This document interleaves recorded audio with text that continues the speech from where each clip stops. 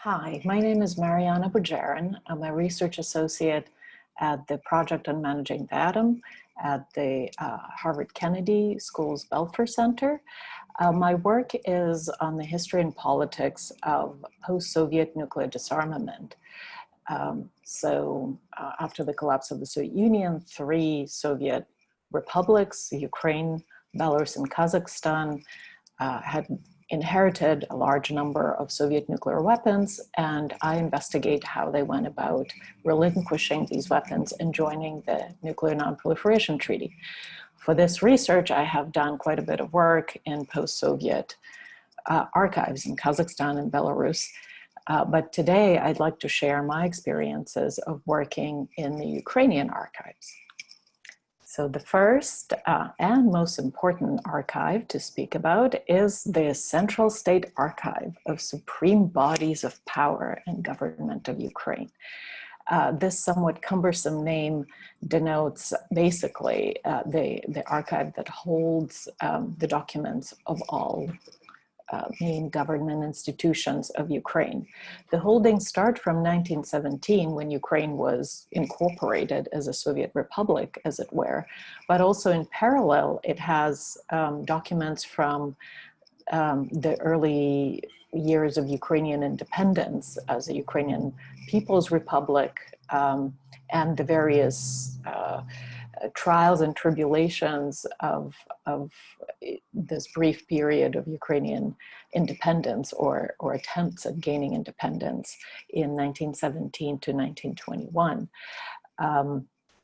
Then, of course, the agencies of the Ukrainian SSR and subsequently the documents of independent Ukraine starting from 91, and the last I checked, the latest holdings go up until about 2001. I had worked, for those of you who are interested in a more recent history, late Soviet and early post-Soviet period, these are the sort of collections that I have worked with at this archive. For my work on Ukraine's nuclear disarmament, the following 3 collections, or fondy, as they're called in Ukrainian, have been most important.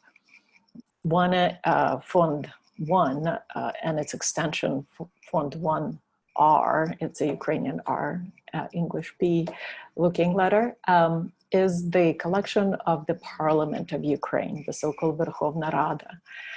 And again, the documents start early on when Ukraine as a republic, got its legislature in 1917. But my interest has been really in the documents of the Rada and its standing committees, Committee on Foreign Relations, Committee on National Defense and Security, Committee on Nuclear Policy and Energy, that began from May 1990, when Ukraine's first multi-party parliament, democratically elected parliament, began its session proceedings. A word of advice and caution: much of the holdings, much of the collections and documents are the transcripts of the proceedings, of the hearings of the sessions when the parliament was in session. There's no need to copy those because they're all available online. The website of the Parliament of Ukraine has a very comprehensive database that includes all of the transcripts of all of the open sessions of the parliament. In addition, they have a very decent database of all the legislation passed by the parliament, but also the decrees of the president and the resolutions of the cabinet of ministers of Ukrainian government. So those, again, are not necessary to copy. You can access them online. The interesting part, of course, is the deliberations and the drafting process that goes into establishing into this legislative process. Font number 2 is the collection pertaining to Ukrainian government, to the cabinet of ministers of Ukraine. It's a wealth of material, and it's a fascinating collection, especially for those of you who are interested in exploring the late years of Soviet economic management, or rather mismanagement, and the early years of Ukraine's independence, when all these monumental issues of how to disentangle a single economic system into separate parts, how to parse out the money mass, how to disentangle industries that have been designed to work together within the single Soviet economy, how all of that very painful process happened. There's a bunch of correspondence with Moscow and sorting out all sorts of issues between the governments of the Soviet Union and Ukraine, and then the governments of the Russian Federation in Ukraine. Fund 5233 is the collection pertaining to the office of the President of Ukraine. Now, this institution has only been introduced in 1991, and Ukraine's first president was elected on December 1st, 1991. The collections include Kravchuk's only term. Leonid Kravchuk was Ukraine's first president, and then the two terms of Leonid Kuchma, Ukraine's second president. They again include all sorts of correspondence, as well as the files of the Council of National Security that Kravchuk has instituted in late 1992, created to advise him on foreign policy and security matters. They also include transcripts of the different interviews that the president might have given, as well as the preparations for state visits and that sort of things. A word of caution and advice to those of you who are Russian speakers. Most of the holdings, most of the collections and documents will be in Ukrainian. Now, the languages are quite similar. However, Ukrainian is distinct enough where a non-native Russian speaker might not be as comfortable in Ukrainian. So it is not safe to just assume that if you have a decent command of Russian, you will be able to work in the Ukrainian archives. The advice would be to hire a local research assistant. They're plentiful and quite competent and quite affordable as well. So on more of a logistical matters, the archive is located a little bit outside of the center. It's a taxi ride or bus ride if you're feeling adventurous. It's a pretty dreary looking building, very Soviet, but the upside is that there's a lovely open market, and in good weather you can get yourself a tub of fresh raspberries for lunch or something like that, and a pretty decent shawarma stand as well. But on a serious note, the procedure for accessing the documents and the reading room is really quite straightforward. It has been, in fact, simplified over the years as I have visited this archive, and the last time I was there was about a year ago, so in the summer of 2019.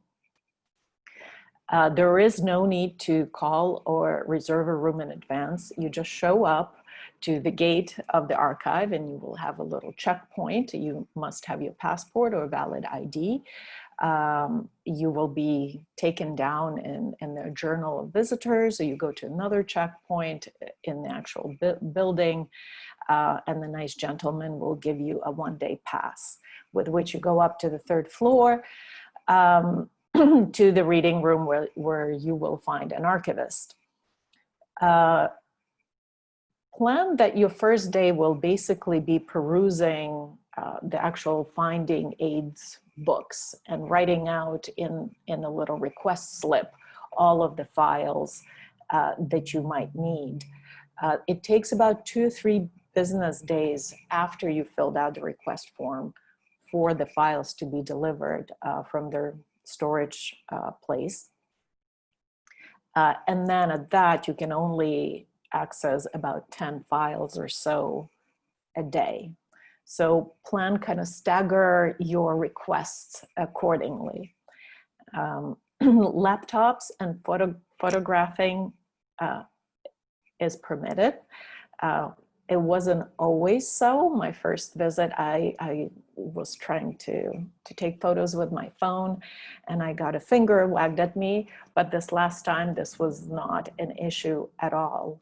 Normally, the rules change, and a lot of the rules are not explicitly stated.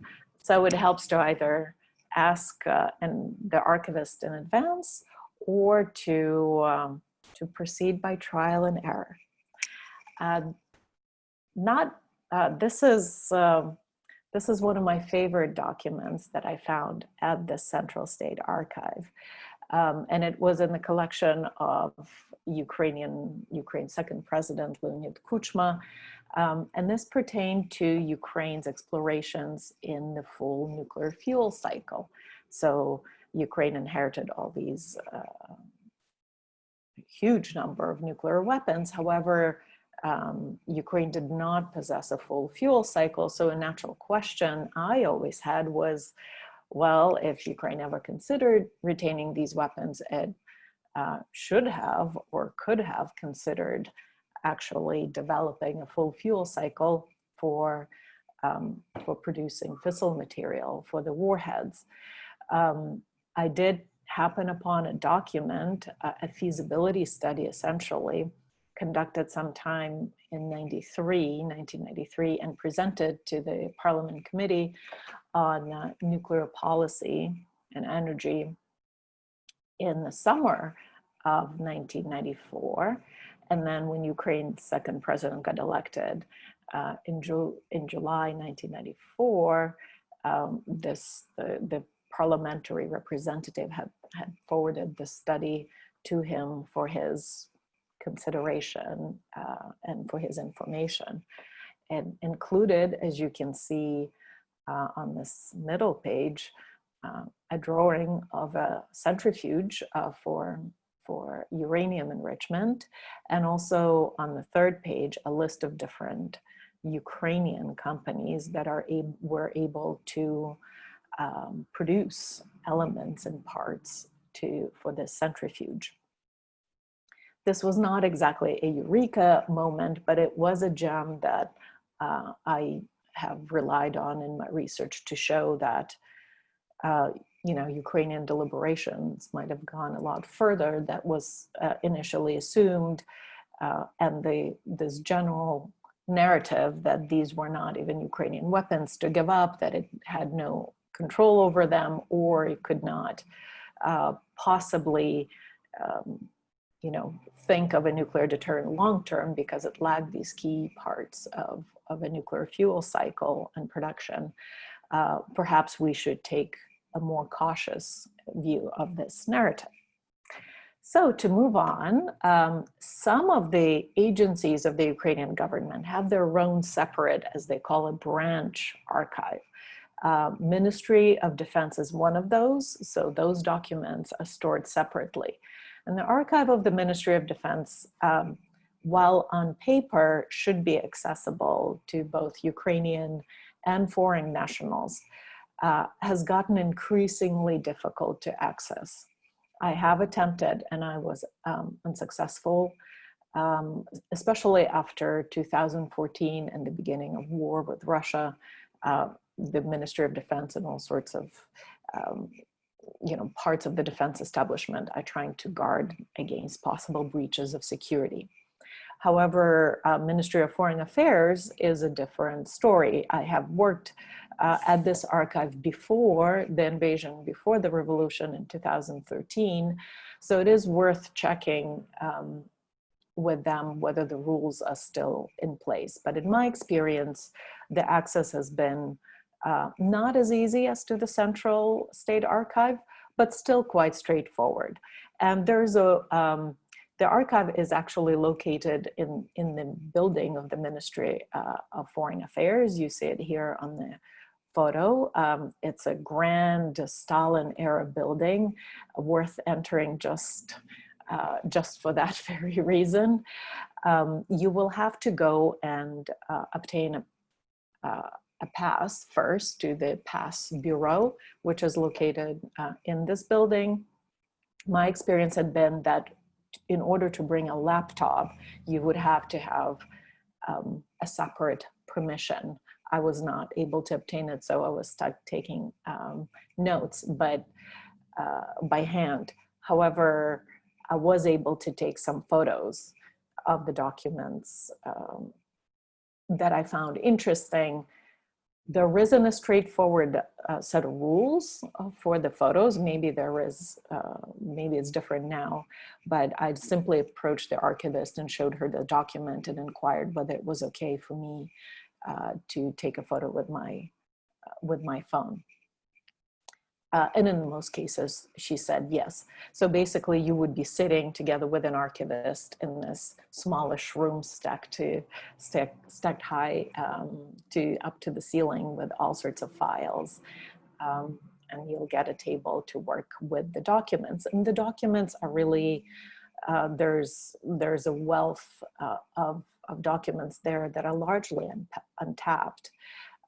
So the Office of the Minister, various reports that the ministry prepared for other branches of government, correspondence, internal correspondence with the Office of the President and with the parliamentary committees. Of course, all sorts of diplomatic correspondence and cables from embassies around the world.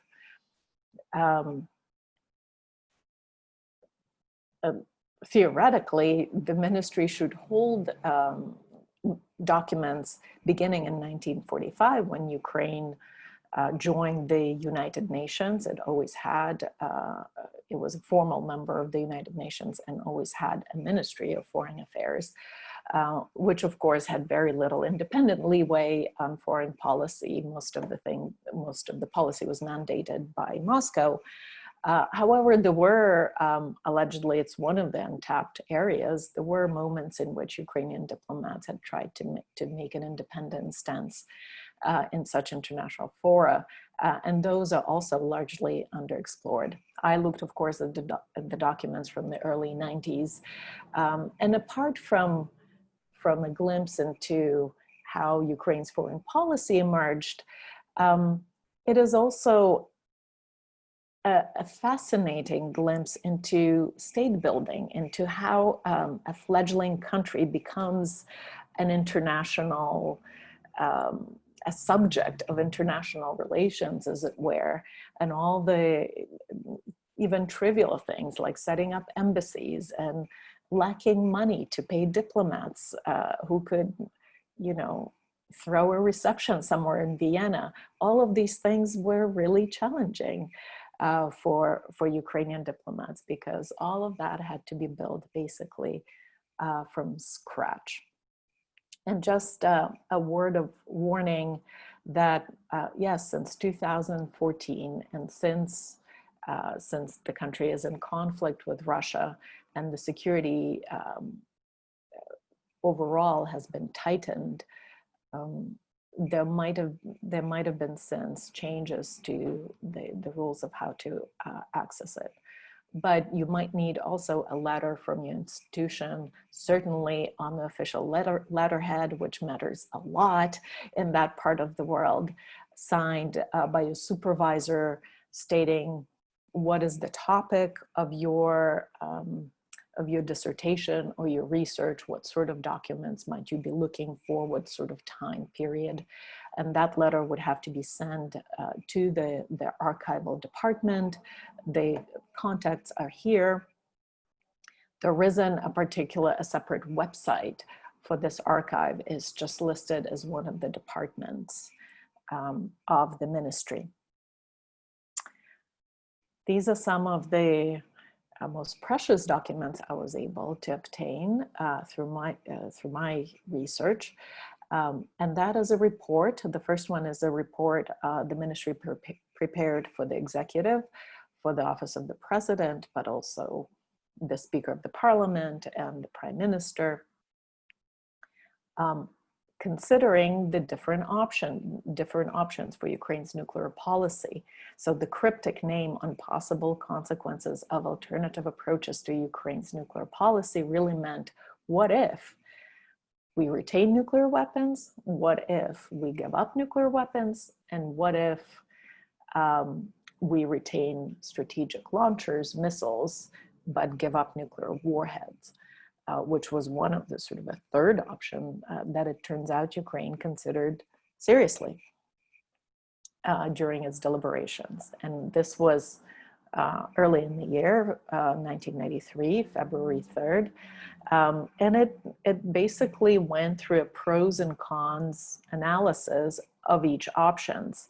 Interestingly enough, the ministry did not provide recommendations.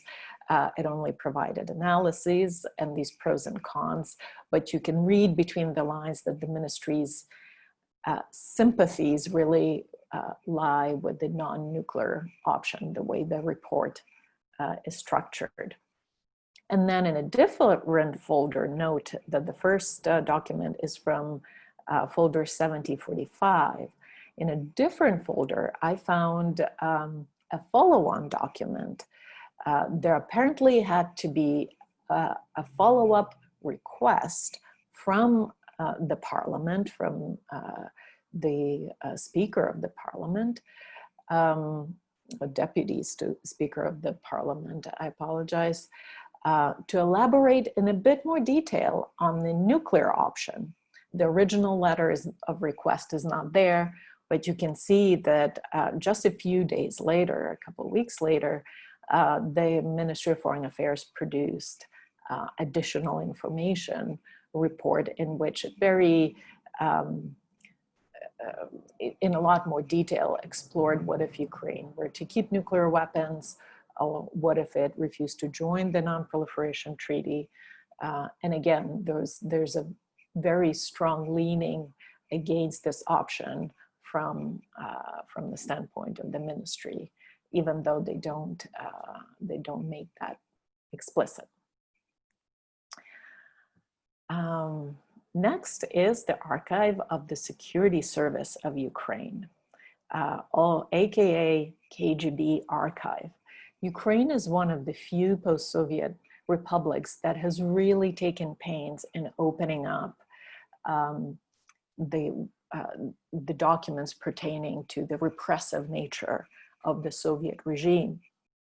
This has been especially the case after the 2014 Revolution of Dignity and a deliberate policy of Ukrainian state that passed the so-called decommunization laws.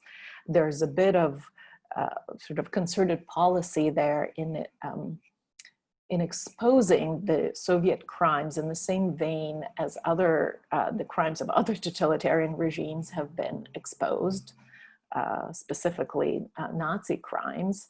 And there's a concerted effort, to kind of demonstrate through the disclosure of these documents that the two regimes were not, in fact, so very different. So the holdings are really interesting and generous. To keep in mind, these are the documents of the Ukrainian branch of the KGB. So, the real meaty stuff is still in Moscow and it's out of reach. But the Republican department and the Republican division of the KGB did correspond with Moscow quite a bit. And of course, it was focused a lot more on the internal dissent, on the internal security than it was on, on intelligence and counterintelligence, battling the adversaries abroad. Most of the holdings, as I said, pertain to the internal kind of workings of the society and all the sort of dissent movements and all of the elements, the internal enemies of the people that at various stages had to be disciplined or eradicated.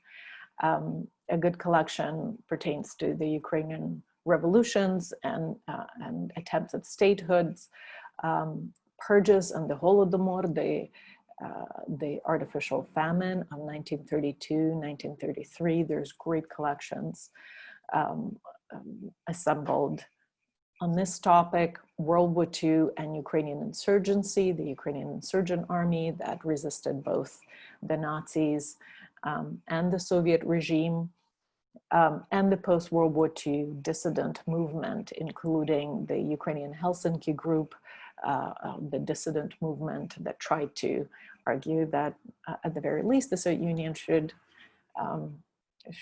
stand by its own constitution that guaranteed rights and freedoms of its citizens. A huge work has been done on Chernobyl. Just recently, a 2-volume collection of documents was published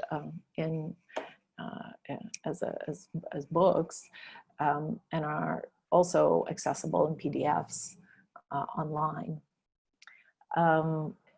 The archive is located in the actual building of the Security Service of Ukraine, the old KGB building. There are finding aids online, but they have done quite a good work digitalizing the documents that they hold. About 25,000 documents they claim have been digitalized. Some of them are available through the electronic archive of the Ukrainian liberation movement. And again, this is to say all sorts of opposition to the Soviet regime that sprung up in Ukraine at various stages. In the reading room, I have personally not worked in this archive, so unfortunately I can't provide you a detailed account of how access works, but from what I know and what I hear, the archive is really quite open, and they do welcome researchers. Do call in advance and inquire and schedule an appointment. So some of the things that I just looked up through the electronic database are things like the KGB internal report on the causes of the Chernobyl nuclear power plant accident.